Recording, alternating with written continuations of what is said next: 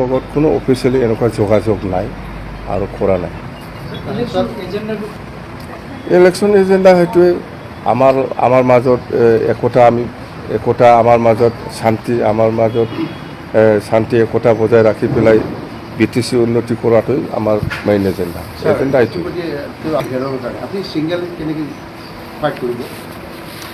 আমাৰ BPF দলে আগৰ পৰাই ছিংগেলি জন্ম হৈছে, ছিংগেলি যাম।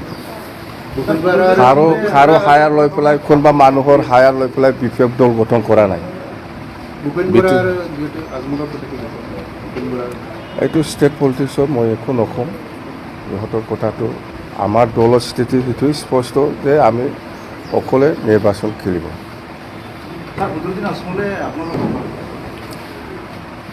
আজমল ক'ব পাৰে, মইতো কোৱা নাই না, কোনোবা দলে কিবা ক'ব পাৰে, কিন্তু আমাৰ দলৰ কোনো নেতাই কাৰো লগত যোগাযোগত নাই আৰু কথাও পতা নাই। কেণ্ডিডেট মাৰ্চত ডিক্লেয়াৰ দিব, মে' মাহত, যিহেতু মাৰ্চত ডিক্লেয়াৰ দিম। আৰু দুটা সমষ্টি 100% আমি জিকি আছে, দৰং ওদালগুৰি আৰু কোকৰাঝাৰ দুটা লোকসভা সমষ্টিত।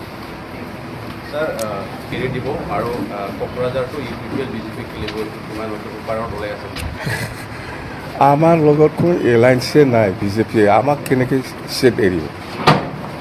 আমাৰ দলৰ লগত কোনো এলায়েন্সে নাই, বিজেপিও নাই, কংগ্ৰেছো নাই বা UDFও নাই, কেনেকৈ চিট এৰাৰ কথা আহিব?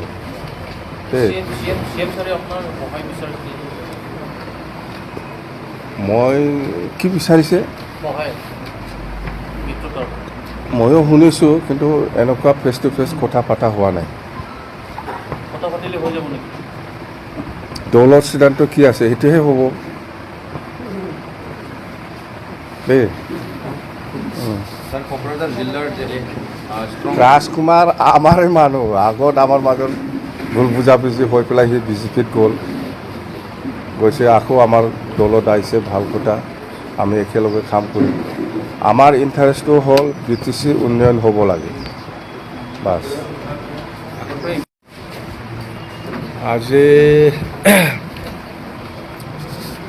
আজি আমাৰ BPF দলত বিজেপিৰে 4জন আৰু 6জনৰ বিজেপিৰে, কংগ্ৰেছ এজনৰ আছে,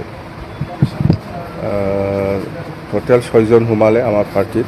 তো আমি BPF দলৰ হৈ পেলাই মই ইহঁতক আমি আদৰিছোঁ, আৰু পৰ্টফলিঅ'টো আমি অহা 30 তাৰিখত ইহঁতৰ কাৰণে কি পৰ্টফলিঅ' দিয়া হ'ব এইটো আমি 30 তাৰিখ নৱেম্বৰত যিহেতু আমাৰ CWC হ'ব, তাতে আমি ঠিক কৰিম। ৰাজকুমাৰ হওক বা আমাৰ তালুকদাৰ হওক বা আমাৰ দেৱনাথে হওক, ইহঁতক আমি ভাল পজিশ্যন দি পেলাই আমি কাম কৰিবলৈ সুবিধা দিম। মুঠতে বিজেপি আৰু UPPL এই দুটা দলৰ বহুত নেতা কৰ্মীসকলে আমাৰ লগত আজিলৈকেও মানে কণ্টেক্ট কৰি আছে, বহুত আৰু আহিব আমাৰ দলত সোমাবলৈ, যোগাযোগ হৈ আছে। মুঠতে এনেকুৱা হৈছে, আমাৰ BPF দলত সোমাবৰ কাৰণে UPPL আৰু বিজেপি কম্পিটিশ্যন মাৰাৰ নিচিনা হৈ আছে, কোনে কিমান যাব পাৰে BPF দলত।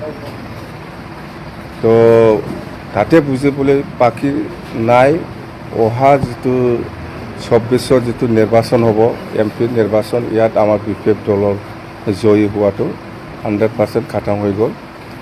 যেন হওক, আমি আশাবাদী, সকলো জাতি জনগোষ্ঠীৰ পৰা আমি নিশ্চয় সহায় পাম। আৰু আজিৰ যিটো হাৱা, মুঠতে BPF দলৰ যিটো